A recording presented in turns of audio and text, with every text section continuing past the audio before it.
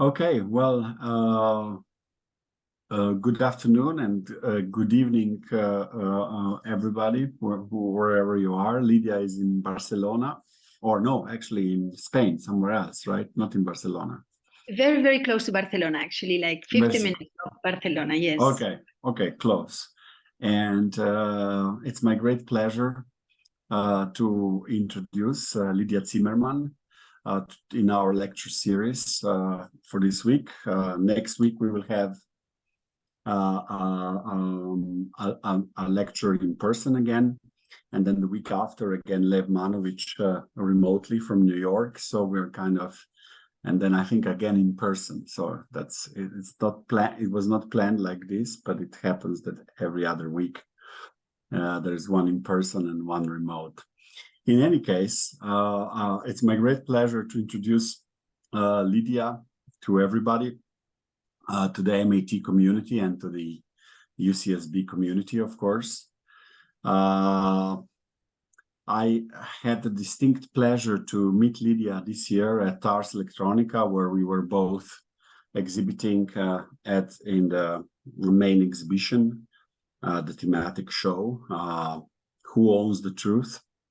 And actually her work was, her installation was one of the first works that you saw when you entered the exhibition space, and it really caught my attention. I had a guided tour through the show, and one of the works that I have chosen, of course, was hers. And I thought, wow, this would be, when I was thinking about the speaker series and so on, I thought it would be fantastic to actually introduce Lydia also to our community, because I found the work extremely, well, for lack of a better word, powerful and insightful and methodologically precise. So, as you know, we shared some of Lydia's films with you, two of them, that you were kindly asked to maybe watch ahead. Ainan, Water Territories, and Yaku, which are connected films and were part of this multimedia installation. But for me, what really caught my attention was, of course, the fact that there is a combination of remote sensing, indigenous knowledge in the movies, and of course, incredible storytelling, and a very, very precise kind of connection with and delicate connection with filmmaking and creation that is connected to indigenous communities, a very, very important part also of some of my work, as some of you know. So I found that extremely enlightening. And then when I looked at Lydia's history and what she has been working on in the past, I of course realized that there's a whole opus of that work, quite an incredible one. So I strongly recommend everybody to kind of look deeper. But she has been working in Spain, Mexico, Haiti, Burkina Faso. I assume there was a connection to FESPACO in Ouagadougou, because you actually were leading workshops also at the Gambidi acting school there, and Lydia has also basically helped to create or facilitate the work of an indigenous media collective in the Amazon called Nambi Rimai, and which of course is very much present then in these two films. One of the things that I really liked, and I will end here with this short introduction, is one of the statements that she wrote, and we can all read. I have been experimenting with the media in and out of the commercial frame. Observing and listening are my working tools. And I believe that film has many forms. It can be a door, a dream, a letter, a mirror, a screen, an exorcism, a weaver of relationships, and sometimes a story. And just yesterday, I was listening to a discussion that Werner Herzog had with David Remnick of the New Yorker. And actually, Herzog says some similar things in his. It's about the discussion is about his autobiography, a book, and there are moments where they discuss, of course, his methodology. And I thought that, you know, there's a relationship here. When I was listening to that, I said, oh, this is kind of amazing. So everybody should also listen to that discussion just to make it more interesting. But enough of my intro, because we have the artists here with us. And I'm very, very happy that you could make it, Lydia. And the screen, I won't say the floor, the screen is yours. Thank you. Thank you very much. Thank you very much, Marco, for the invitation. It's a beautiful, beautiful opportunity to sort of just to have this time to think about my work, because I don't think about my work from the outside, or to, you know, like I do my work, but I don't explain my work. So because I do believe that the work has to be explained by itself, no? And so to share it and to dedicate this time to explain my experience first with this film I sent you, and that gave us the opportunity to meet each other in Ars Electronica, but also to sort of understand this film. And maybe it will be good also that I put it in context of how it has been for me, this journey from extractive filmmaking to participatory filmmaking. Because if I look at the work, in order to arrive to do this work of water territories, the one Ayenan, it was a very, very long process. I would say it was maybe a 25-year process of understanding where I want to point my camera, and with whom I want to make films, and which sort of films I would like to do. So first of all, I will of course start with a film I propose everybody to watch. I mean, we all know that any film, there are very, very little films that are done, you know, with a single person, just like a solo woman with my camera. Of course, it's not like this. Every film is a collaboration of people. And in Ayenan, I had the chance to work with Felipe Castelblanco, who's an artist and a researcher from Colombia, who also lives in Switzerland. And it was the first time that I was working with somebody that came from academia. So it was for me fantastic, because the getting to join together the research project that he was engaged with my filmic approach was very powerful, I think, for both of us, and also for what we created with this project. Because at the beginning, the project is not only a film. The film is like the point of the iceberg of a longer journey of this big research that Felipe started, and on the theme of what is territory? What does the concept of territory mean in the cosmology of the indigenous people of the south of Colombia? And this theme for me was very, very appealing to sort of this invitation to take a very common daily concept as territory, just this word territory, and suddenly start to dismantle it and see how many meanings such a word can have out of our Western conception of the world and of the territory. So it was a project that started in 2018, and we finished this film in 2022. So it's like a 4-year process in which we did one first scouting research trip to the territory, in which we met the very key people that afterwards became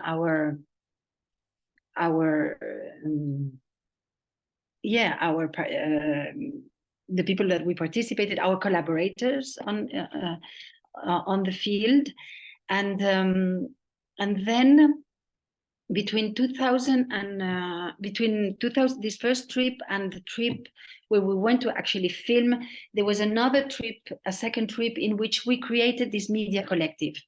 Felipe was most in charge of this, but he gave a few workshops to put together this media collective for young indigenous people, that to teach them the tools to give them the tools of storytelling. Basically, we were bringing cameras, we were bringing drones, we were doing workshops of editing, découpage, mise en scène, and all this. Everything was done there in Colombia, in the little villages of the communities.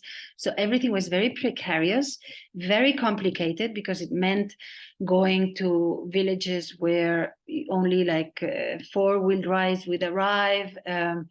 It's a extremely violent territory that has been very, very violented. So we had to be very, very careful. We had some days where we couldn't get out because there were militaries around. So there was all these things also going on. And then finally in 2020, we organized the filming trip. And the filming trip was this trip that went from the sea up this 3,000 meters ascension from sea level to this Paramo, which is one of the 3 origins of the Amazon, and which was which, and I say ascension in a very, very thoughtful way. Like, I really mean an ascension in the sense that through this journey upwards and upriver, we sort of took this concept of territory and sort of dismantle it and open it, and all the different layers of the meaning of this word started to appear, and we started to understand what actually territory mean for the indigenous people.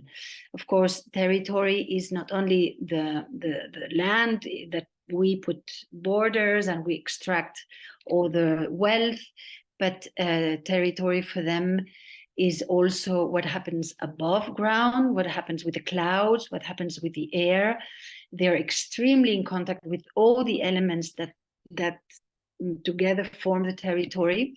And then, of course, there is, as I was saying, the political dimension of territory.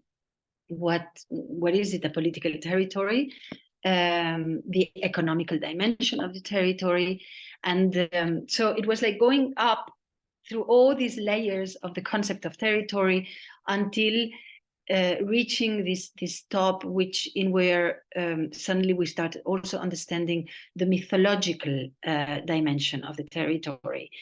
So in this context, for instance, for the ones that you have seen, the short film Yaku is the culmination of that, because in that film I was sort of doing an extrapolation of the indigenous origin mythology, the mythology they have about their own origin and where do they come from in their ancestry, with the story of water. Now, I can also talk about Yaku a little bit more imprecise later on, but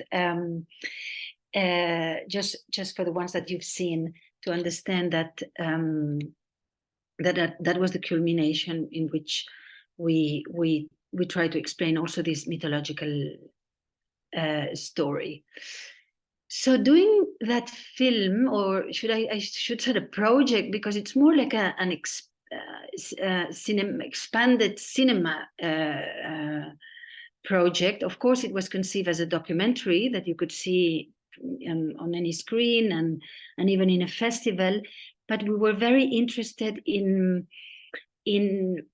showing it as an embodied experience. So we did this trip, we did it physically, we went there, and we wanted that the people that would see this film would also have to journey through all these layers of the territory.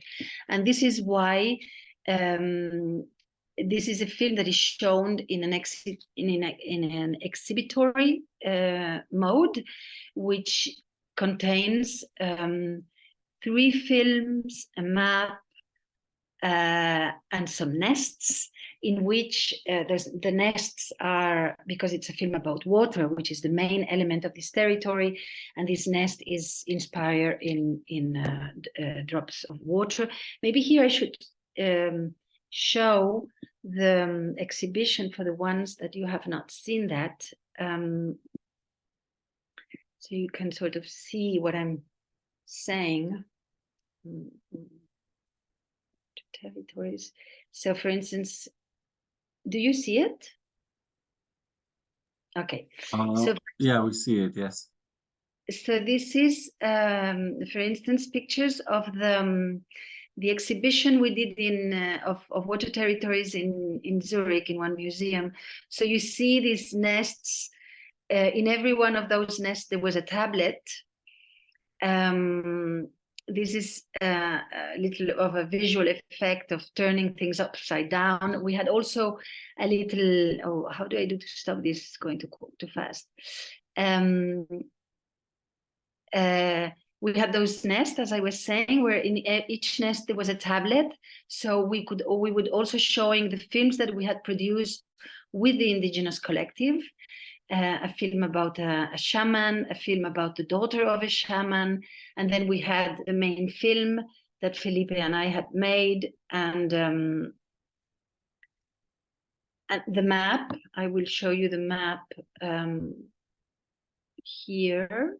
There was this map that is very central to the exhibition, and funnily enough, it's beautiful in those creative process that you use the map. We were using the map almost as a note, like a note for a working note, and then suddenly it became very, very important to include it in the exhibition, to show it with this idea that we wanted the audience to really journey through the territory. Those are some pictures of the exhibition in Zurich, as I was saying, and I wanted to show you this. Yes, we made this effect with a little lens in order to create this little image here, which is totally ephemeral, in which the up is down and the down is up, which is also very important as a theme, because in the film we're making the water go up, and it's also the concept in Yaku, the desire of the water to go back into the space, to return where it comes. Here we made a little mist machine with this idea that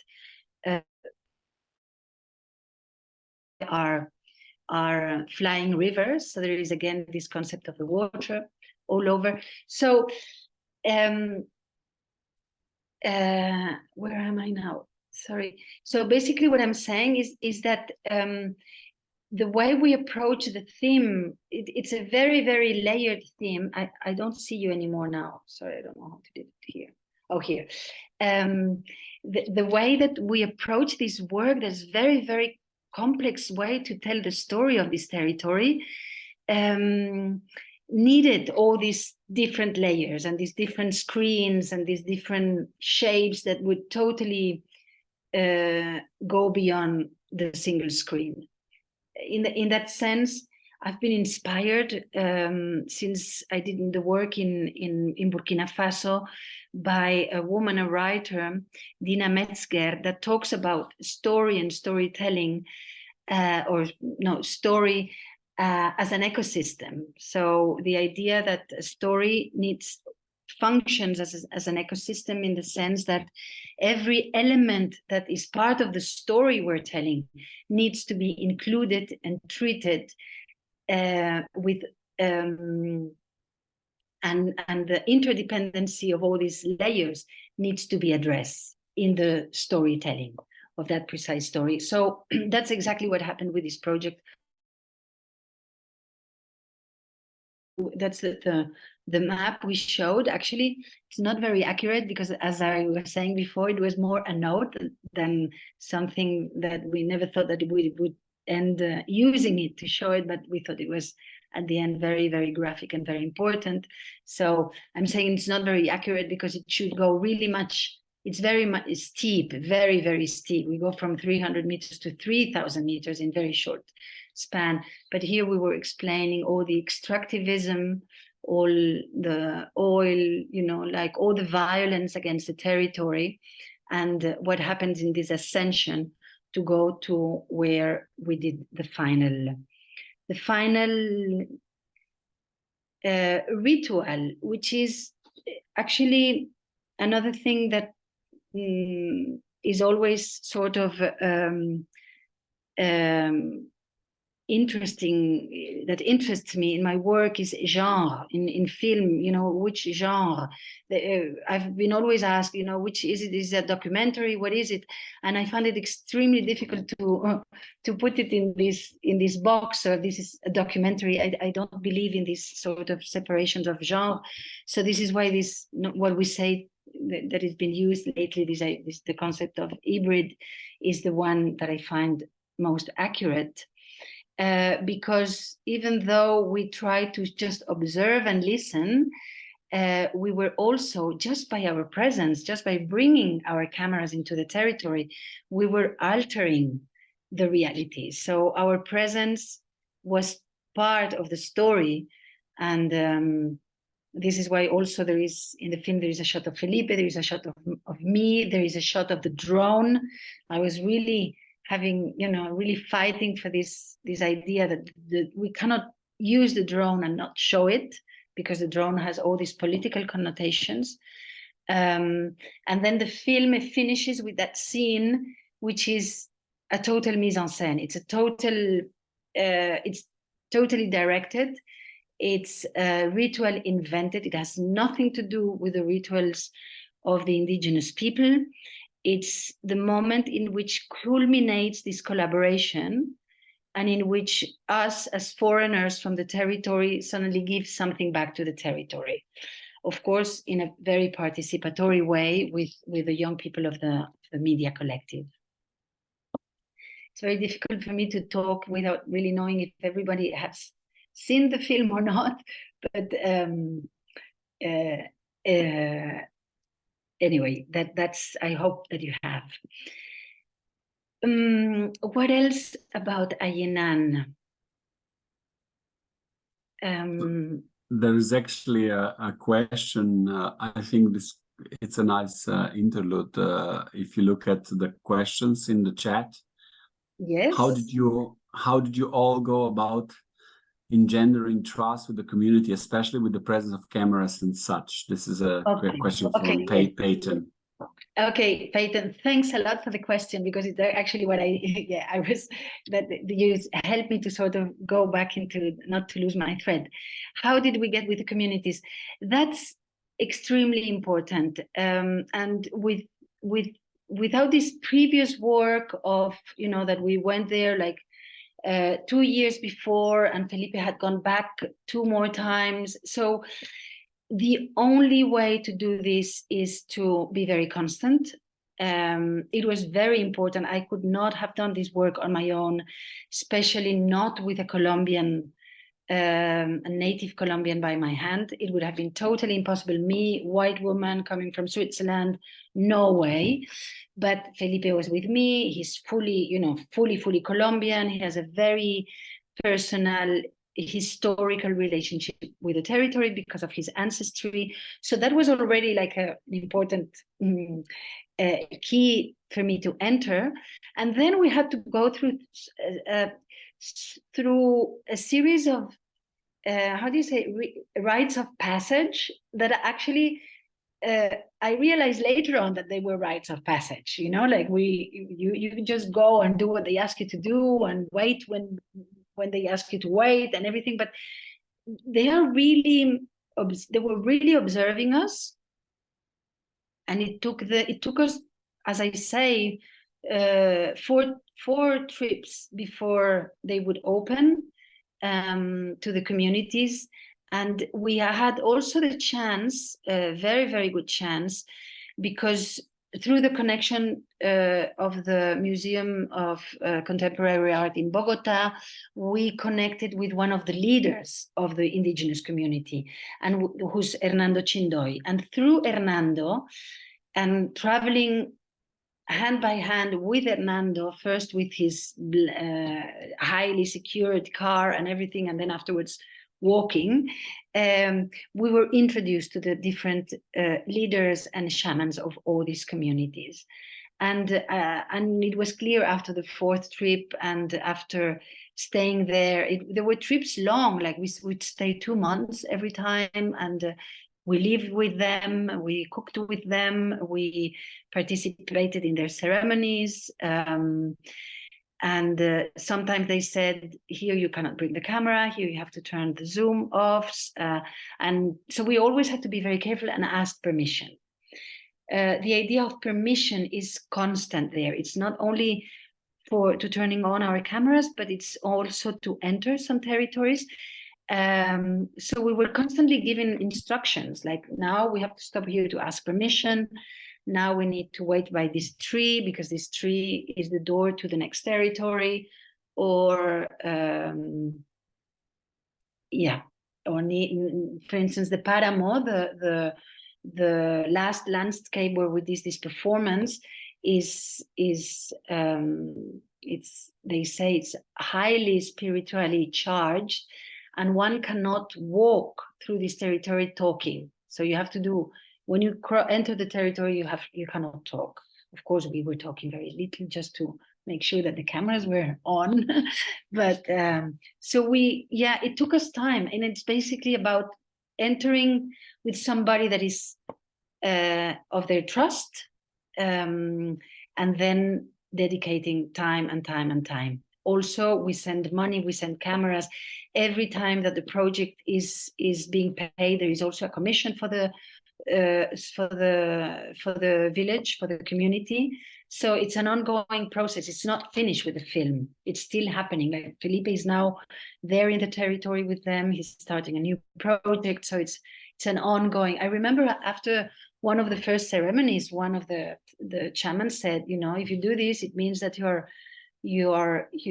committed for life with our struggle, you know, to defend our lands and our cosmovision. That was it. It took time, and there is this beautiful expression. I don't know how many of you speak Spanish, but there was one moment when we had to change driver in this ascension. And so the driver that took us to one point, and then he needed to leave, attend his family, and he called somebody else to take us for the next stretch of the journey. And he said one thing, because we were very scared. You know, you don't know who is who. You don't even know if the militaries are real militaries, even if they're dressed as militaries. So he said something very beautiful to tell us that there was no danger. He said, él es parte del tejido. It meant he's part of the web, of the tissue, of the human tissue of our people. No, it was a way to say, don't worry, he's somebody that you can trust. So yeah, it was like this. And we've also, another thing that is very, very important in these projects, when you work with these communities, but not only with indigenous communities, with, you know, also when working with in the little villages in Burkina and everything, is to always make sure that you bring back the work and show the work that you've done. This is extremely important. This is like, you cannot culminate, you cannot close a cycle to open the next one until you do that.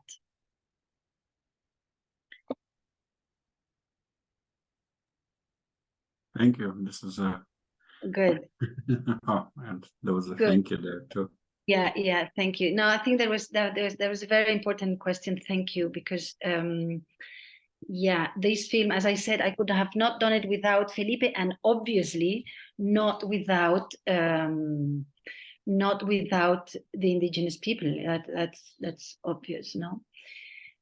So can you talk a little bit about, you know, I remember when we were discussing in Linz, you had this kind of beautiful explanation about the cloud forest and the inability of satellites to do remote sensing there, and all of these kind of issues that are evolving from that. And I found that really, really interesting, because it's a land that remains hidden to our technological tools, and that's quite something, and very rare. Yes, there is something, it's very difficult to talk about spirituality, but it's almost very difficult not to talk about, because it's a land that is, I mean, for them, it's full of spirits, for the indigenous cosmology. And even though they have this huge, it's like a fight, it's David against Goliath. It's, you know, they have all these huge corporations from Canada, from the United States, that they are drilling oil, they are taking the gold. It's like there's, you know, they're constantly how do you, oh, sorry, menace, how do you say, threaten. So but then there is this geography. Their own territory has these ways of protecting them. One of the ways is through the clouds. It's quite amazing, because as I was saying before, this ascension is extremely vertical. It's like a big wall of rock that hits the very quickly, goes down to the sea, and then there are the trade winds that hit this mountain where there are forests, and the winds and the humidity of the trees create clouds. So it's known as the cloud forest. It's constantly cloudy. There is, you know, almost there is not one beam of sun coming there, and those clouds are so dense and so constant that to map the territory through a satellite is very, very difficult, because they're actually covering the territory. So it's a funny way of reversing the situation. It's actually the natural geography of this very difficult territory that is actually defending them, you know, to not, yes, to sort of keep it hidden in a way. And here, by bringing this out, you made me think of this. There is also one, we work with the Siona people, Kamsa people, Inga people, Kiyasinga people, for different indigenous communities. But then there are also some people called Andakis, in Spanish, Los Invisibles. And it's a very interesting story, which I guess it has this mixture of reality and legend. The Andakis are the ones that are not the people that live, the indigenous that live away from any contact with the white civilization. They still exist, some of them, but in the indigenous cosmology, they believe that they have turned invisible. So they have learned the capacity of disappearing, literally disappearing into the jungle. But in the maps, you see, I made the map a bit big because we also had to include them in the map. You know, have not seen them, but we know and we've been told that they are there, los Andakis. And so they have all this story. There is also this story of there's this word entundar. They use, as you know, they use a lot of the plants. They make all their medicines with plants from these forests, and there is a medicine, a plant that they say that when you smell this plant emanates some fluids, some smells that has the capacity to make you lose orientation and even memory. So it's sort of like a very strange narrative there, very mysterious. And basically Felipe, his new research goes a bit in this direction, of how also the plants in the territory are helping them to sort of move into a different dimension, a dimension in which all our modern technology is not reaching them. So this is very interesting, but it's a whole huge subject that opens there. But it's also part of these layers, of this multi-layered that exists in the territory. Yes. Yeah, and then when I was there, I was one of the most striking things of the territory is the presence of water. It's a territory that was called by the first colons El Dorado, which means the place where they would find the gold. Them too, the first Spanish colons got lost and disappeared by, sort of this jungle sort of, eating them and making them disappear. And in our research, and especially in this last journey I did already with my filming hat on, I was very, very conscious that the water is actually the new gold, that these colons were looking for a gold that was just there right in front of their eyes, because it was the water, it was all the knowledge and the richness that through this water fecundating this territory was growing around these rivers, these fountains, these waterfalls, this mist, these clouds, all these shapes of water. And then this is why I found it so important at the end to include this Yaku film, which actually started, it was commissioned, we had it commissioned by the festival, the Culturescapes Festival, to do a mapping for the festival. I'm looking, 1 second, I'm looking in my tabs to show you this.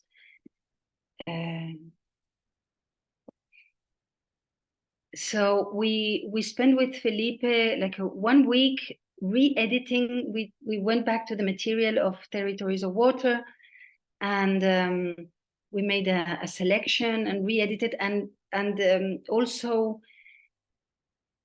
2 scenes that were not included in Territories of Water that I had filmed a little bit on my own. And do you see this now? Do you see my screen? Yes, okay. Yes. Okay, so we went back. This is, for instance, one of the scenes that was not included in Territories of Water, but I had this image of, I wanted to film a woman by the water with these seeds, because, everything is coming from the water, actually. And then that was the scene about, I wanted to make a point about the new technologies and what they were doing among the indigenous communities. And that was the mapping. Those were some of the images. That was the Kaserne in Basel, which is a cultural center, and they asked us to do this mapping. So we sort of re-edited most of the images, and that was in a loop during the festival. And so the Yaku, this is in another festival where it was shown. Yaku was first conceived as a silent video for mappings that we would adapt to any festival, and then when the festival season ended, I really had the feeling that there was missing the story of the water and the mythology of the water. And it was very funny because I had written the text of Yaku for my previous project, the African project, because their water was also very important, but for different reasons.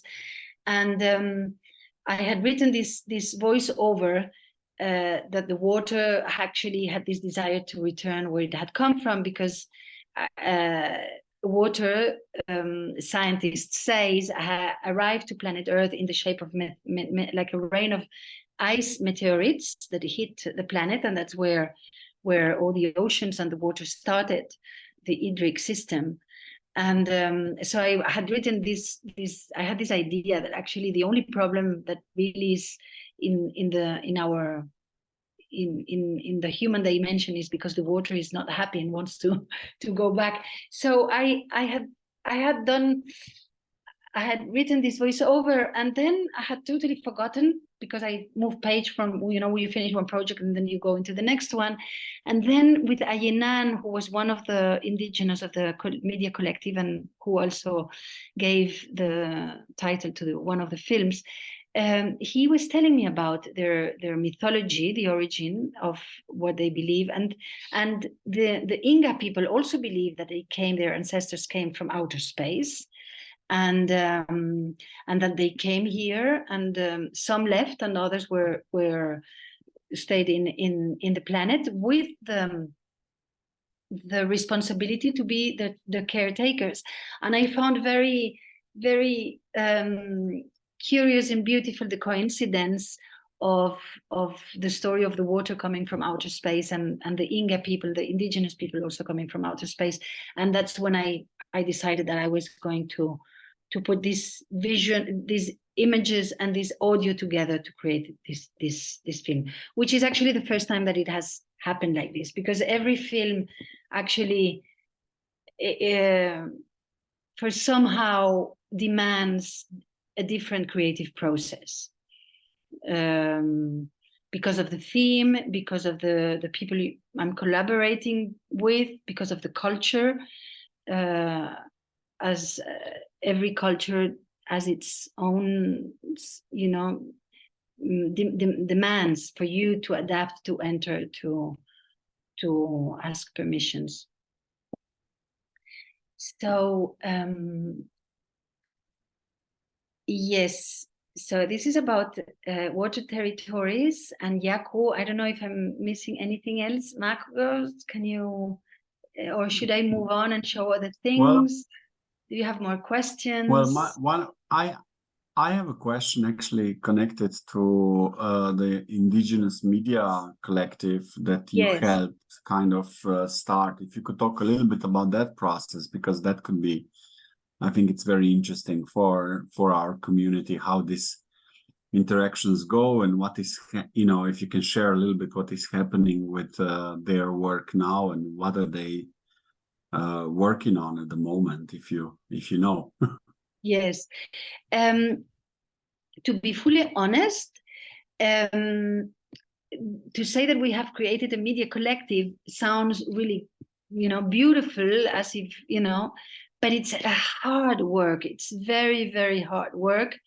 And this is one of the discussions I really have with Felipe, and it's very interesting discussions, because how much can you do from outside? Even if he is Colombian, he's not living there, he's not there every day. It's people that have so precarious lives, so many things to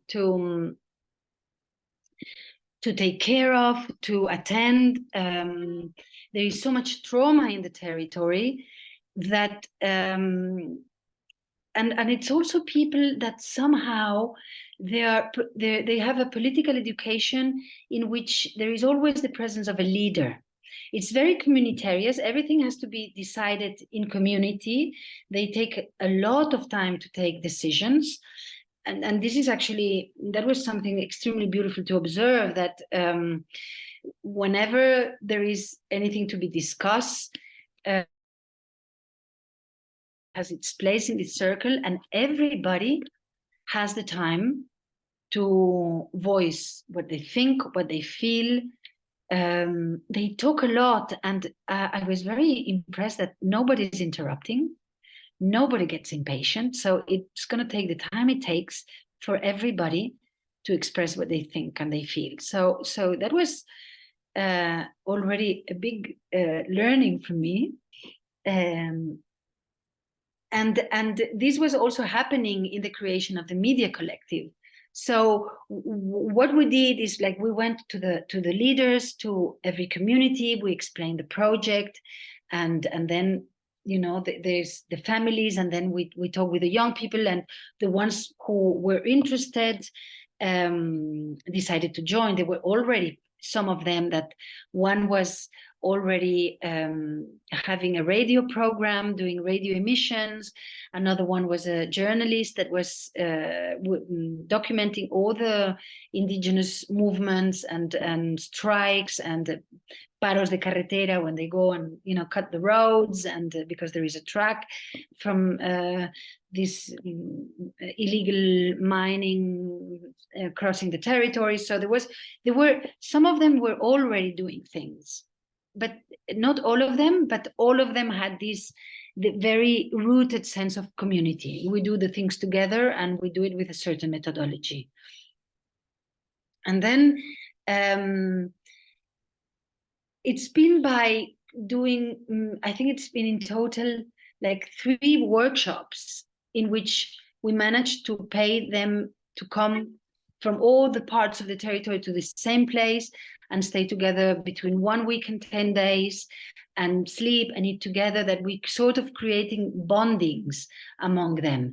Because believe it or not, this was also something surprising for me. Even we could talk about the indigenous people of the south of Colombia, but a Kiyasinga person is not the same as an Inga, and an Inga is not the same as a Siona. And each one has their own idiosyncrasies, and they also have their conflicts among them. So it's a very delicate, you need a lot of diplomacy, and to make sure that that there is not the Inga because they have more representation and they're more, that they don't want to take over the media collective, that it has to be really including all the people of the territory. So it was through constancy, going there a few times, every time, organizing workshops, producing there. One of the workshops was about the creation of 2 documentaries that afterwards went to different film festivals, and that they went afterwards to Bogota to show these short films. So in a way that has planted the seed in them that you do this work, and there are ways to make it seen, there are ways to voice what is happening to the territory, and definitively the stories of the territory have to be told by them, not by us. That was actually the whole idea of this project, Territories of Water. We just went there, made this, but the idea is that this just the first step for afterwards create an international awareness of a territory that is endangered, that is extremely important for the ecosystem and all the ecology of the globe, but also to prepare the territory for them to tell the story of the territory, not us, and to tell it maybe with our technology, but in their own way. Because I think that's extremely important. This is what I learned when I was living for 3 years in Haiti. That was my first sort of epiphany in this subject between extractive filmmaking and participatory filmmaking. Because I arrived in Haiti with the goal to create a film school with a contract of 2 years. My contract was finishing from the moment I had formed a first crew or a first team of students that were going to be able and have enough knowledge to run themselves the school. So they wanted the school to be 100% Creole, and they just needed some foreigners to start it. The same thing a little bit as Territories of Water is. So there I had totally this shock of becoming myself a cultural colonist. And I felt extremely uncomfortable because I was, to tell them storytellers, I was showing them my favorite films, and most of them were from North America, based on a 3-act structure, very linear narrative. So, and they have very different ways of telling stories. They do first act that lasts very long, or just 1-act story, or and that's what started fascinating me, and that's from where I come from, in this search of of finding different ways of telling stories, or I should say it more accurately, to find in which way, which form each story wants to be told, because that's what I believe. Not all the stories need the same form. We cannot just pattern them all in this very linear 3-act structure of the classical conventional storytelling. May I ask a question? Yes, please. Well, first of all, thank you. I think it's really wonderful and really important what you're doing and sharing with us. And you've already alluded to this issue even just now about how our world intersects with the worlds of others. Through a curious personal history, I was born in Venezuela. I'm Greek. I've lived in many places, including here, which is the land of the Chumash and the Tongva. I spent a lot of time in Japan. And over time, I realized that, for example, the Greeks were once indigenous peoples. And you know, we forget that, but they were, you know, as far as their belief systems were concerned. And of course, we're in this program, Media, Arts, and Technology, and we're very futuristic. And over time, I've become quite inspired by things like Afrofuturism and indigenous futurism and ancient Asian futurism, and basically all the ways that different kinds of groups that are indigenous conceptualize the future. And in, you know, I think in one way that I'm curious about it is how they envision it as a zone of freedom, you know, because often their past is compromised mostly through the agency of colonialism and all the rest. So the question to you know, after that big introduction, is what can you share with us about how the various peoples you've encountered imagine the future? You know, like what do you mentioned, for example, that they have an idea of outer space and that maybe they came from there, but that could be in the past. You know, that's where they came from. But if they were to become, say, astronauts, and they encountered indigenous peoples on another planet, how would they imagine that?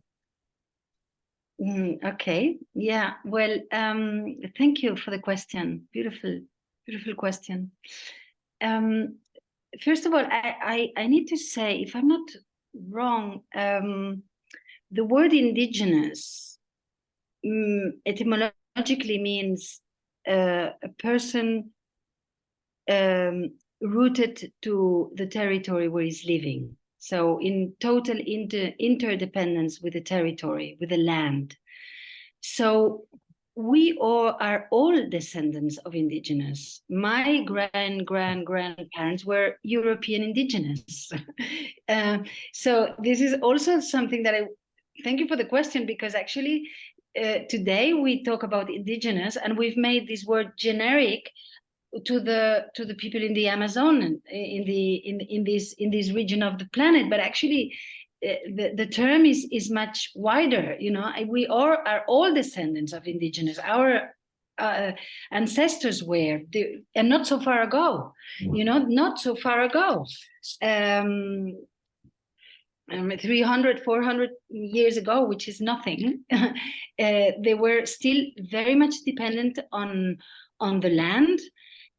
Literally dependent. They would eat better when there was a good harvest, or not eat at all in winter. Their diets were totally dependent on what the land would provide. They were dependent on the climate, which is exactly the same as what we understand today that is happening in indigenous communities in Colombia, Brazil, and on all the Amazonic region. So basically, for me, when I talk about these indigenous, I talk about they are the last ancestors that we have, the last that have the knowledge that our ancestors in Europe or in North America or in all the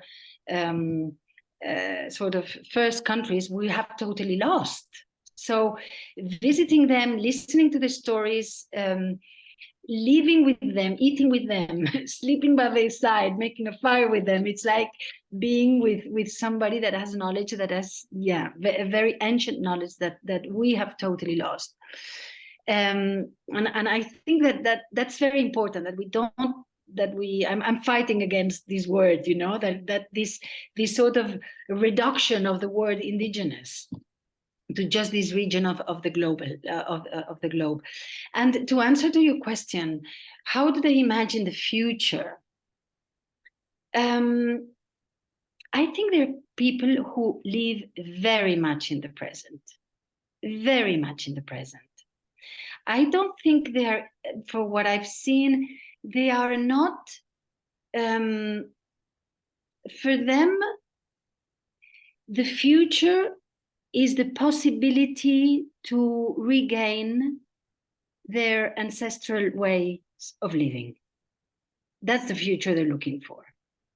They want to go and live as their ancestors live, without the colonists that, that have just made all this mess in their territory. That's the future they want. They want to keep the waters clean. They want to keep the air clean, the forest alive. They want the medicine to still grow there, the animals.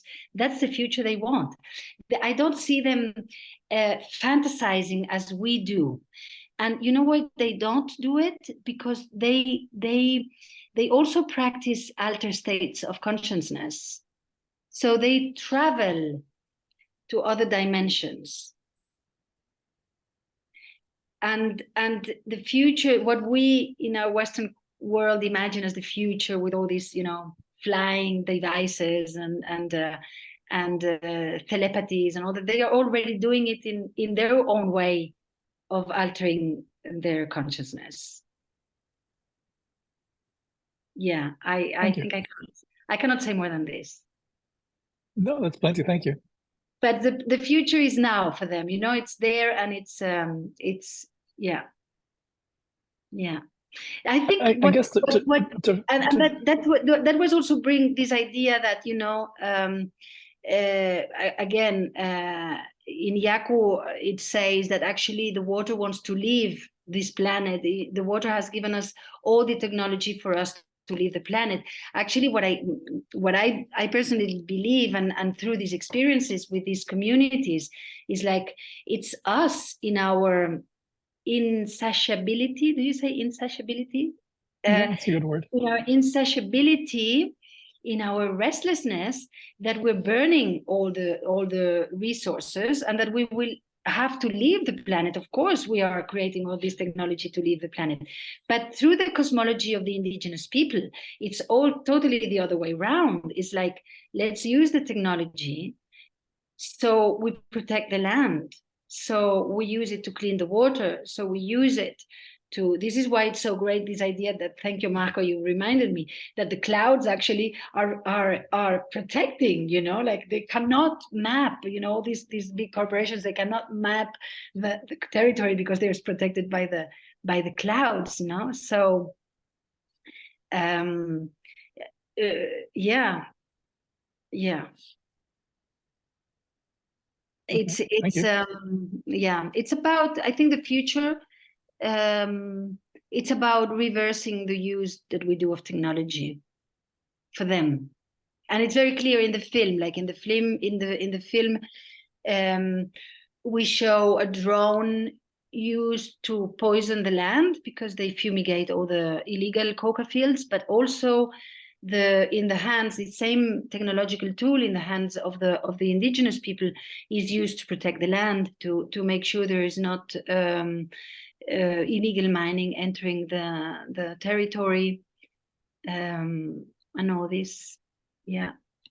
I guess to follow up on the question, when I'm asking about the future, I don't mean that they would embrace our view of the future. I mean, equally symmetrically, we can wonder what the future would look like if we embraced their view. I mean, we're going to be living into the next hundreds and thousands of years, we hope, if we don't do anything sillier. So, what if in the encounter of the West with the various kinds of peoples that the West spoiled, the story had happened the other way around, that basically we embraced their view, but time continued to pass, and so we arrived at something that was driven by those values, but was still in time in the future. I think it's just an interesting scenario, and I just wonder, how such things might be entertained. Not that there's one answer. I think it's just an interesting question. Yeah. I think it's very interesting to turn the things upside down. And with this project, we've done it constantly. Also with this image I show you, like make the water ascend, and this, and also to turn around the concepts, because it's the way we tell the story is that Columbus took this boat and went there, and then all the disaster that happened. This is one way to tell the story. There is many other ways to tell the story, and I really hope that the new storytelling liberates us from this, us and them and all of us, like the global community liberates us from this the victimism. I think in this encounter of cultures, in this clash of cultures that generated so much pain, so much destruction, and is still generating today, they might be also a friction for a third element, that it's not so bipolar, so black and white, but that is creating all these interrelationships, like that. What is happening when we now go with these technologies and we do these participatory projects? What will come out of this? This is what is, I think the future is there, really, it's in this encounter. It's not their way or our way, it's a third way. What we would do with, what we bring to the table, what they bring to the table. That's how I see it. And what the table brings. Yeah, exactly. And what the table brings. Yes. Yeah. All right. I think this is a really nice discussion. So maybe we open it up to our other participants. If you have any questions for Lydia, or you can also type them. But yeah, you are most welcome to just join in, because I think it's a rare opportunity to have this ability just to talk with the artist directly.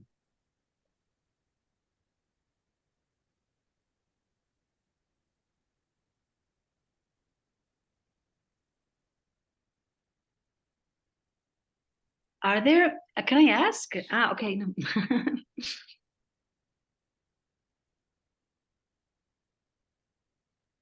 There's a question about the films going Haiti. Yeah, good. Well, it's continuing. I'm very, very happy because it's continued. Of course, the political situation in Haiti has gone just worse and worse and worse. It's been extremely dramatic, extremely dramatic. There are personal stories that are totally heartbreaking. Yeah, but the school continues. Not so much as a school, but as a production facility. So it's actually they offer filmic production services, and it's actually, they do a lot of work for the United Nations when the United Nations needs to do some documentaries on the development projects there. So they're doing this, but they're also doing fiction. So I see now and then some of the short films coming out of the school going to film festivals. They get a lot of support from New York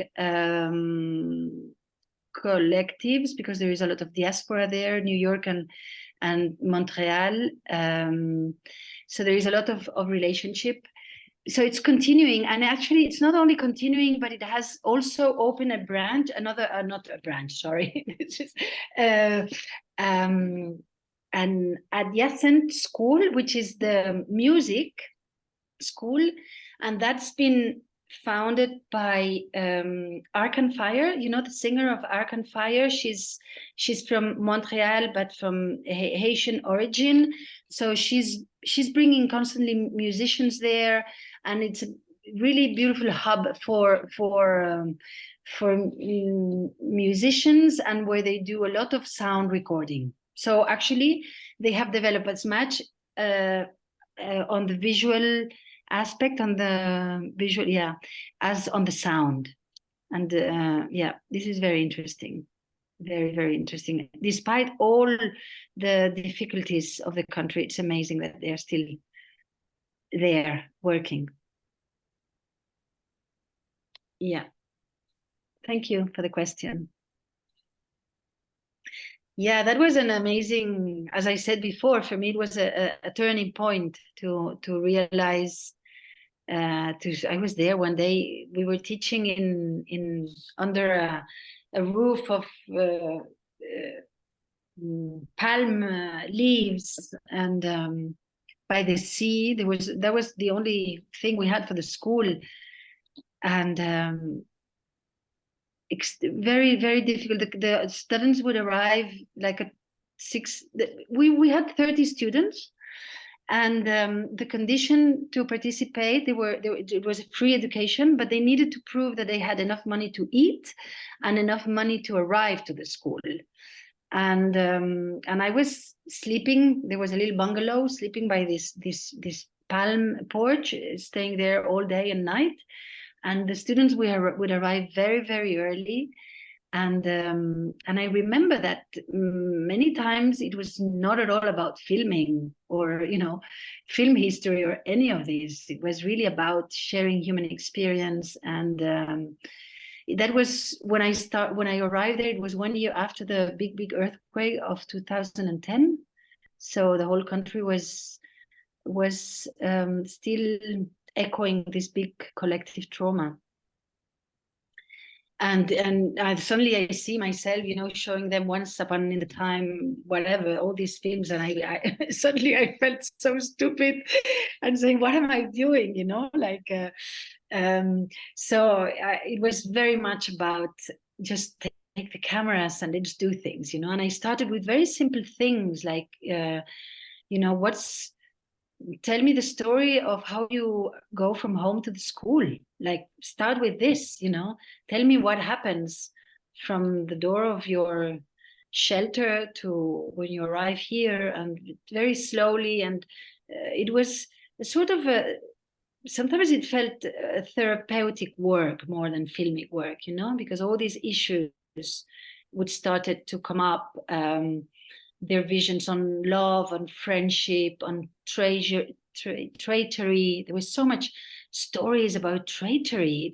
I was amazed, so the whole idiosyncrasy of this place was very much there in front of my eyes. It was a privilege, actually. Difficult experience, but extremely privileged. I have another question. I've been looking through various things that I can discover about you, and I noticed something that I'm pretty sure Marco will also be interested in, and maybe other people as well. That you have had an interest in Andrei Tarkovsky, and Tarkovsky is interesting to me because he was the son of a poet, and he wrote Sculpting in Time, and his sense of film was unlike anyone else's, in the sense that it was just a very poetic medium, just a very liquid, very, very waterful way of telling. And you couldn't say it in words. It was all so much in the image. And of course, it's a different universe, right? We're speaking about these places where you've been with different kinds of people. And yeah. I'm just curious about what connections you might see between that kind of approach and then the other kind of approach. Well, I get very emotional when you talk. We're just mentioning Tarkovsky. It's such an amazing poet. It's such an amazing, and I get emotional, not because he's not here, but because his films are here. So I'm not nostalgic in that sense, but because today, Tarkovsky could not make his films. Today, he would have to, the only way would be if he would be extremely rich and he would be producing his own films. There is all the way to the financing world of films. It's all over. It's finished. We have to find different ways of producing this sort of poetry. And I'm not saying films. I'm saying, you know, poetry. This audiovisual. Right. Yeah, we have to find different ways. And I think, like in my case, this is what I did. You know, I come from a very conventional filmmaking. You know, my first, well, not so much actually, I must say, because my first feature film was a fake documentary, but done within the conventional industry. And what happened, it was very interesting because for me, extremely frustrating that when the French distributors saw this film, I said, no, but we cannot say to the audience that this is a fake documentary. They will, you know, they will be offended. And no, we have to say that it's true, because in my film, I was making believe that I had found footage and historical footage, and I was going back to the places, and everything was fake. All this found footage was fake, and then there was this gap between what I was proposing as a work for what I thought was an intelligent audience, you know, that they will see what what we are addressing here, what's the game here that we're proposing, into something that no, the audience will not understand that, and we have to sort of. So from there, after that experience, I was writing I was teaching in the university and writing a few fiction films until and very difficult to find the money, because they were either too politically incorrect or too, you know, not the theme or not fashionable or whatever. So I said, you know what, I'm taking my camera and I'm going to find another way of another format. Funnily enough, now I'm sort of going back. Like the project I'm working now is again a fiction film made within the industry. So I'm sort of going back there. But I think it's such a beautiful, when you can film in freedom and very lightly, to really be very light with gear and arrive to these places and have the time, because basically in filmmaking, time is always the big thing, you know. You never have the time, or you get there when it's already over, or you know, or the waiting, you know, how to manage the waiting. But yeah, Tarkovsky is marvelous. Like I've been now seeing again Andrei Rublev as one of my references, because the film I'm writing it's a historical film that happens in the 17th century, and Andrei Rublev, even if it's a bit earlier, it's a beautiful reference. I mean, he was a spirit. He was a man that would talk about spirit. No, he was a very spiritual man. Mm. Not religious, but spiritual, which is something that today is a very, very tricky word. We don't like to talk about that. It's a bit complicated when you open the gate of the door to the dimension of the spirituality. Especially in the arts and the scientific world, it's difficult to address it. Right. Hi, I have a quick question as well. When you were talking about traveling to new places and engaging with different communities, you mentioned, for instance, not wanting to replicate some colonial systems of completely showing like a 3-act film and linear storytelling and those types of things. So I'm just curious to know what your research process looks like when you are entering a new community. How do you kind of familiarize yourself with maybe some alternative ways of thinking about art, storytelling, technology, all of those things, even before you fully start engaging with the work? Sorry, can you repeat the question? Yeah, like what's your research process like before when you enter a new community? It's essentially the question. The research, the first research. Yeah, okay. Well, it always depends on the project. Always depends on the project, on the place, and on my motivation, basically. As I said, with the Colombian project, the first time I went, I almost did no research. Really, I really wanted to get this very clean first impression of the territory. Of course, I had before been in Ecuador. I had already been filming in Guatemala. So, you know, I had been already before in some similar contexts, even if they were not the same. But for me, it was very important. Like, I took this first trip as the research, you know. There was one book actually that it's not true, not fully true. I read a book that was very important for this project. That is a book written by Jeremy Narby, the serpent of the DNA and the serpent of knowledge, which is an amazing, very interesting film. I don't know if you, Marcos, you have read it, but it goes a little bit in the question you asked about the future, and the technology is very, very important. Should I write it as a reference or in the chat? Yeah, please. I was going to just ask you for that. You all know it? Jeremy Narby. Jeremy Narby. Uh-oh. I think it's something like this. Of knowledge. I don't know if I wrote it right. Yes, it's an amazing book, really. Of course, he follows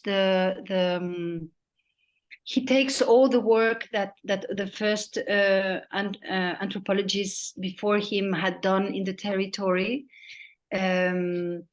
And he goes to work with the communities indigenous, and basically, to make it short, because I'm not going to tell you about the book, but to make it short, is like he sort of brings up the theory that what the indigenous people and shamans see in their visions through their sacred medicines is exactly the same images that today we are arriving finally with the modern technology, with microscopes, with telescopes and all this. And actually all these serpents that they see in their visions, it's nothing else but the DNA, this shape of the serpent. This is the only thing I read this, and I read The River by Davis. Wade Davis, The River. Should I write it down too or not? Sure. The River, Wade Davis. I read these two books. I read one before leaving, and The River, I took it with me during the journey, and I was reading this. And I was really trying to be the most clean, so the things would come with very immediate, without too many filters. You know, I didn't want to intellectualize too much. This is something that I do. This is very much my own way. Exactly. Well, I think Peyton can tell us. Peyton, I was hoping you would follow up, because, sorry, let me interject my impression, and you can correct me too. My impression of Peyton's question was how to do that without creating more of a problem than a solution, that basically not to appropriate something of the kind. I don't know, Peyton, you can explain what you're after. Sorry, I didn't understand the question. I thought you were asking me about the research, the preparation for the trips. I am, yes, but also thinking about I guess less so of like intellectualizing the community itself prior to arriving, and more so thinking about okay, it's like a twofold question. On one hand, you already mentioned that I think for your project in Haiti, it might have been, you said that you were showing like films that you realized you were just kind of showing the films that were like repetitive, and they all seem to carry the same type of format, structure, and all of those things. And I guess my question for that instance was more of like, how are you how do you self-correct that? You know, you've grown up in a specific instance with certain cultural identity and like customs. And when you enter someplace new that has different customs and culture, how are you kind of, I guess, moving past your own kind of baseline of what like filmmaking is, what storytelling is, and how do you make it more compatible with the community you're in? And I assume that takes kind of like research in terms of like, it might not be reading, it could be just kind of like, how do you even know that the 3-act story, like storytelling model is not one that is standard in the region? Like, how are you arriving at these like conclusions and understanding how to move forward with them in mind? Does that make sense? Yeah, totally. I mean, it's a process. It's a process. There are things that you can prepare for and others that you can't, that you have to be there and be faced and, you know, hit the wall and see, okay, this is what I was not understanding and now I do, you know. It's a process of being there and constantly adjusting.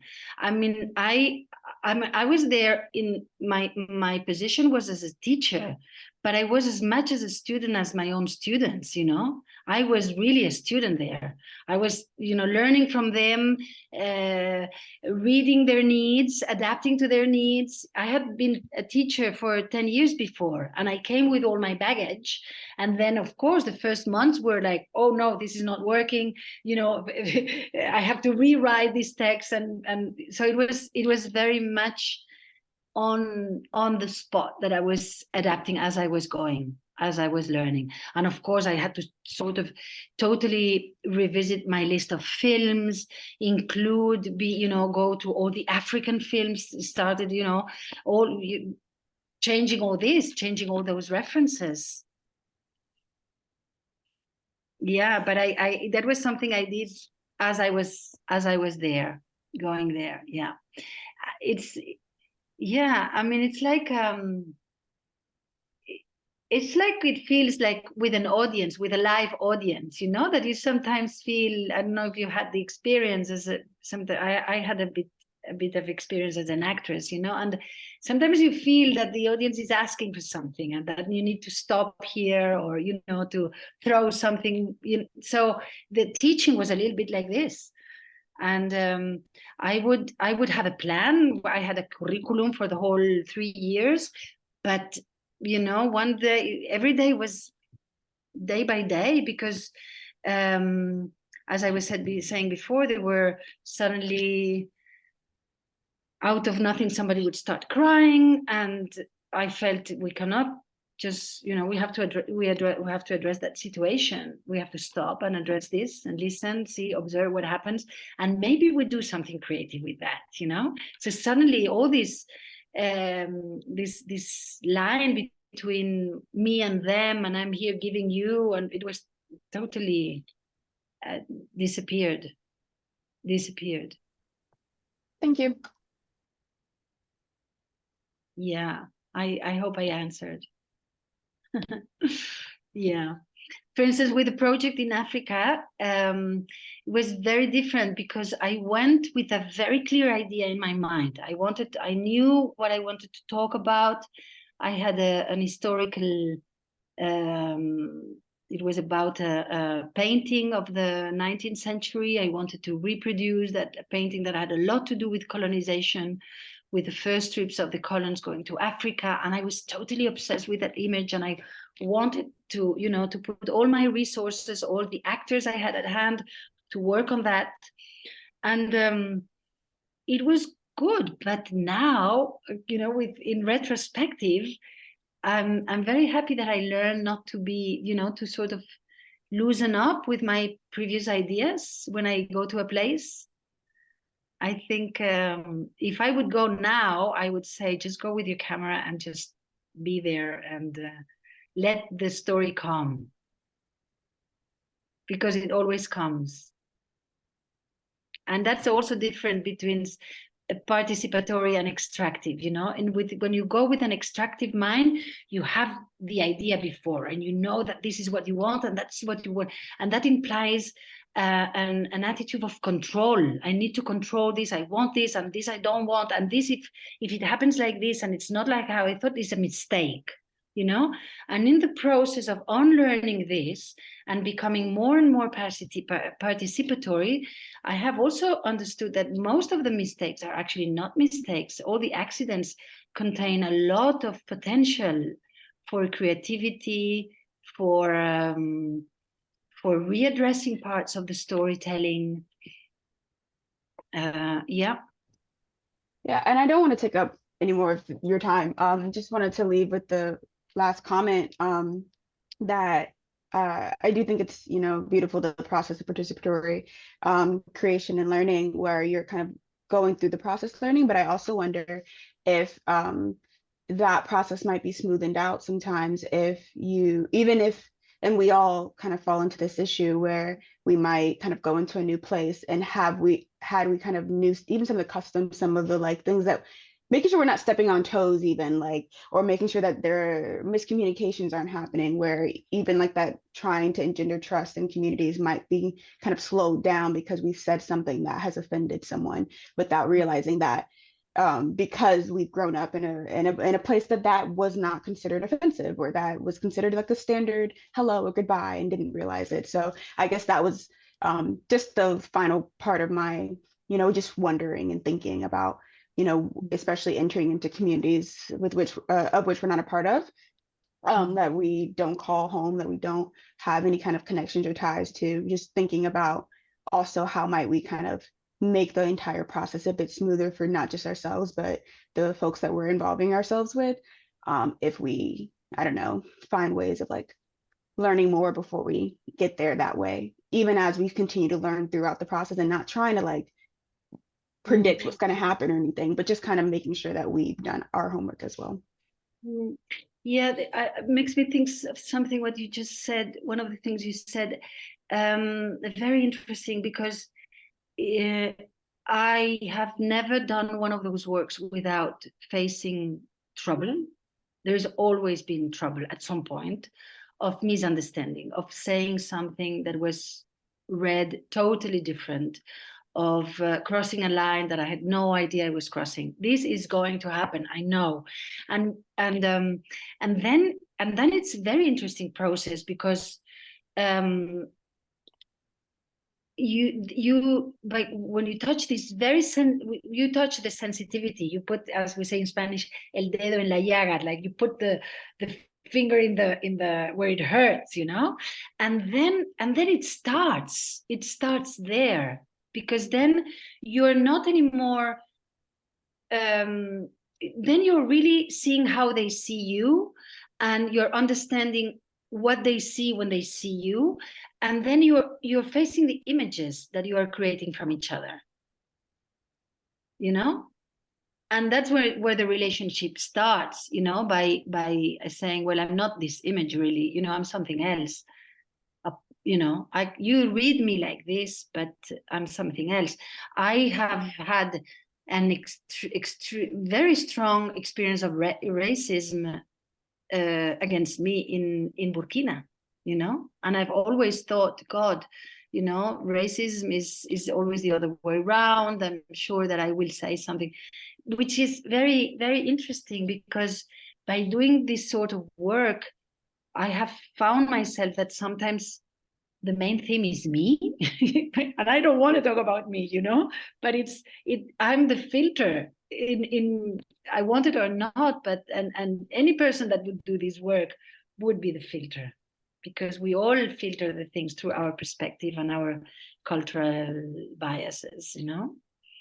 And then it's learning humility, and it's learning that beyond these cultural constructs that we all carry with us, there is something that is extremely interesting, which is who we are really when we are free of all these little, I'm coming from here, you come from there, and you know, how when we're free from that, and we become a global community that is, you know, that can also be able to express and identify and be a being beyond the identification with the cultural and the education that we all carry with. That's the most interesting part. I think this is why I do the work, to get rid of my cultural limitations and see what's beyond them.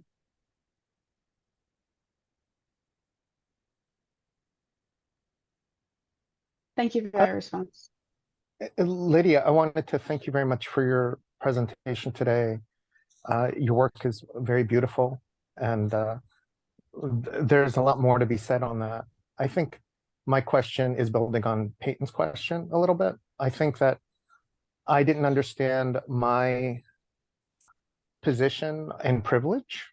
And I had to go through an education on decoloniality and colonialism, and to go through some of the foundational texts on why we are where we are.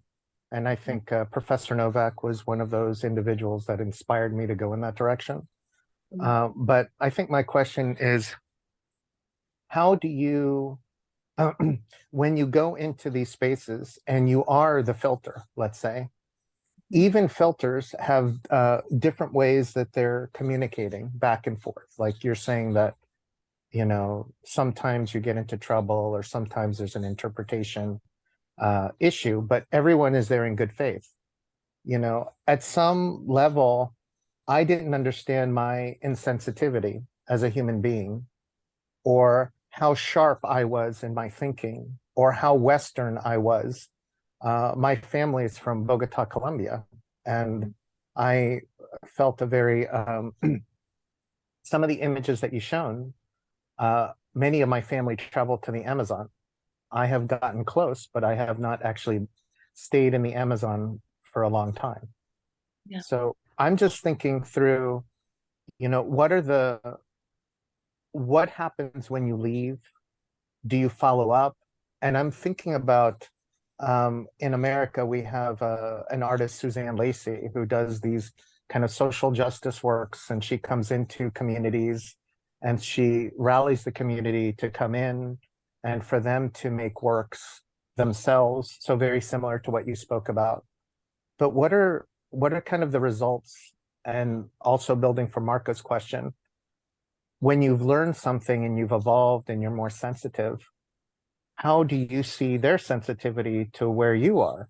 And how have you grown together as human beings? Because it seems as though that's also a part of why we're here, to learn from you and this experience and mentorship that you're giving to us.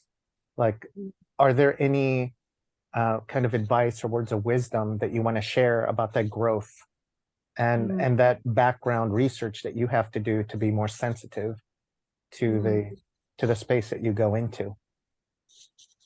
Wow, that's a very difficult thing to answer. Wow, thank you. I don't know if I know how to answer that.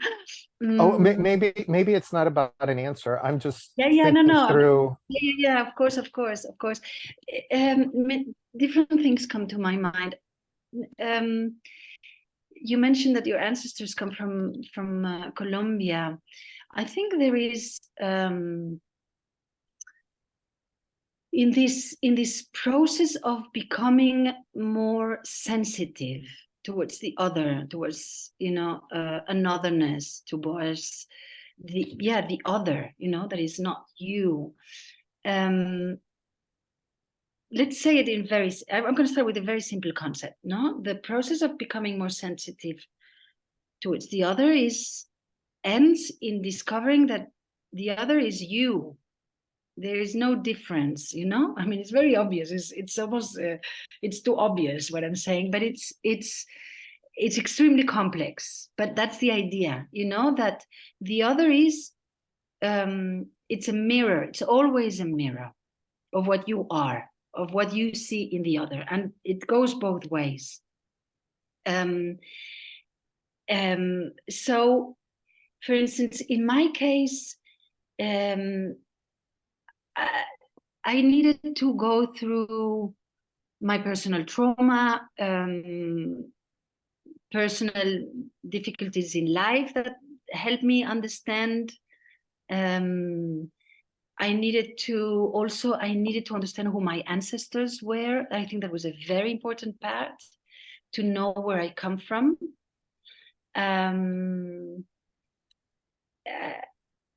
Part of the African project was about that, and I did genealogical research to know exactly for 7 or 8 generations back who my ancestors were, because I had read this book called The 7 Daughters of Eve, which is written by the scientists that developed a lot all the DNA. The DNA structures and readings. And it said in that book that it's only the 7th generation that is able to change something in the information of the DNA. And I thought that was a fascinating thing. So I really needed to understand who I come from, to understand more my reactions to things, to understand more from where I come from, because that also defines how I look at things. And then I think there is also the dimension of character and temperament, I have found, I've been always very interested in the otherness. I as a child, I was fascinated, I have this very, very clear image and physical experience and memory of the first time I saw a Black person, which today is very normal, but in Spain at the time, it was the very beginning of this big migration movement. So I was marked by this, and it was a personal interest in my own nature, I would say. So, Lydia, just one interruption here. Yes, please bring me back to track. No. I think that for me, part of decolonialism was trying to understand how Blacks were treated in this country. Or when I went back to Colombia, is why was half the country stolen from the country through instability of United States policies for pro-capitalism. And actually thinking through why, when I go there, there's machine guns in the streets, and there's always a fear of violence all the time. And I think that what I realized is that the trauma that I feel as an outsider educated in the West and North America with all this privilege, it's hard for me to imagine why there's so much anger, frustration, trauma, doubt, mistrust. So then you as a filmmaker, to even try to imagine that, there's still a huge gap between your suffering and trauma versus someone else's historical trauma and familial trauma. So that's why when I saw your films, there was a beauty to it, because at some level, at least in my path of healing trauma, you have to accept what it is. And sometimes the trauma, as painful as it is, there are elements of beauty that you can at least make a poetic leap to heal yourself. So I think for me, when I see your films, that's kind of this leap that I'm getting, is that you're finding a way to heal, and the subjects are healing and they're healing within themselves. So is that what you want to leave to us when we make art? Is your motivation to heal? Is your motivation to expand our imaginations? That's what I'm asking. Yes. Well, for me, to heal it's too much of a word, but I love it, and I really appreciate. Thank you for this, Gustavo. You bring me to something that is, I think, very important, and this is maybe what I really want to leave, and that I want that my work leaves. It's the concept of pair, to repair. More than to heal, for me, I find it so beautiful, the word repair, because this is the work I'm trying to do when I pair with the other, like I go and I find somebody else in which I enter into a relationship that is usually through a camera, through a filmic, a collaborative experience, and I pair with the other. And by doing this, I repair myself, I repair the other person, because we are pairing. No, it's so I think this is the work that I've tried to do. And of course, the big element in here, in order to be this, is the body. You cannot do that without being there physically and embodying this experience. It has to be, you have to bring your body there. You have to touch the other. This is also why I find very important in all these works to the body expression. We haven't had time to talk about the natural actors. I'm doing work with natural actors. I always work with people that are non-professional actors, and I come from the dance also. So I think this is an extremely important tool. We have microphones, we have cameras, but we have, first of all, a body in which we bring sensitivity, in which we bring risk, we bring confrontation, we bring all these amazing things. And with this body, we can pair. And finally, Lydia, and this may be too much, but just one question. How do you see the future of cinema with the material that you're using? So we have something called an allosphere, where we can make a 360 immersive cinematic experience. Yeah. And I think Marcos maybe has talked about this in some of his writings and theorized about this. But how do you see your work adapting to these new cameras or these new, LiDAR, real-time point cloud movements, or even scanning of bodies? Do you want to engage with the technology in that way, or is that too much of a filter to the material and to the narrative? For me, I'm not going that direction. For me, it's very important. I'm actually thinking, if I want to do, I'm doing this now actually, I'm preparing a huge, as I said before, film, like in the very conventional with costumes and everything. But I don't see myself doing that. This is going to be an important piece of work, but I'm very happy bringing my body and my camera to places, and I'm with the human experience. I don't want to leave the planet. I want the planet to be cured and repaired and the water's clean. And I think we already spend too much time in our computers, in the virtuality, which is fantastic. I have nothing against this. As I said before, technology can help us heal and do many, many beautiful things. But for me, I need the experience, the physical experience. I'm very much for that. Because if not, I think we're losing. The risk is that we're losing empathy. We are not working on it's very important that we don't lose empathy and compassion and all these things that all these human expressions. I can't resist, and I know to triangulate sorry, between Marcos, the two of you, thank Gustavo. Lydia.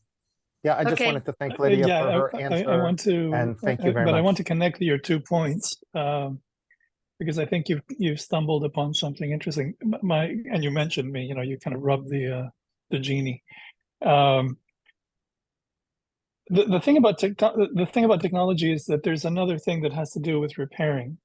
That I want to bring out, and I just want to sort of posit first that personally I feel closer to the indigenous people who have, their inner worlds, and they don't need the technology; they can just do it in their head. And I think I can do it in my head. But the reason I come to technology is because it allows me to share the things that I would otherwise only see by myself. So I can make a film or a painting or an artwork or a virtual world or whatever it is in a way that takes something that's personal and brings it into the shareable. And I really like very much the notion that you have of repairing. And I want to point out one other thing that I think you're going to like very much, which is that in our normal way of being brought up, we have the word religion, and religion is usually something superstitious and supernatural and all sorts of things. But in point of fact, it precedes certainly it precedes Christianity and monotheism and heaven and hell and all of that. And it actually means re and ligio. And ligio is the root of ligament. And all it really means, there's nothing supernatural about it. All it really means is rebonding. Exactly. That's all it is. It's rebonding, which is exactly repair. And Exactly. the place where it connects is, in my making of virtual worlds, it's a form of rebonding. Like I have something in my head and I can keep it to myself, but then it's lost, or I can construct something that's an approximation, but that you can enter, or someone else can enter, or I can try to enter your imaginary, and we can try to construct an artificial place where our two bubbles that are normally separate can actually overlap. That's the appeal of the technology.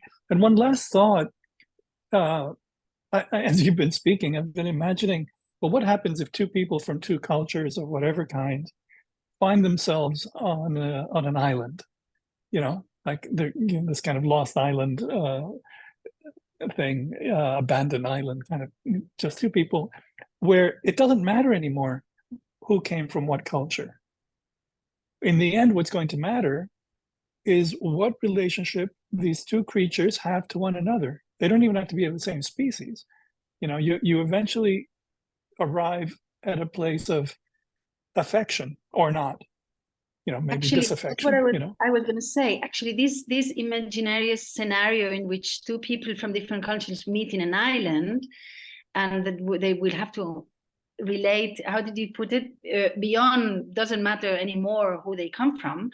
Actually, this scenario is what I call intimacy. That's intimacy. Right.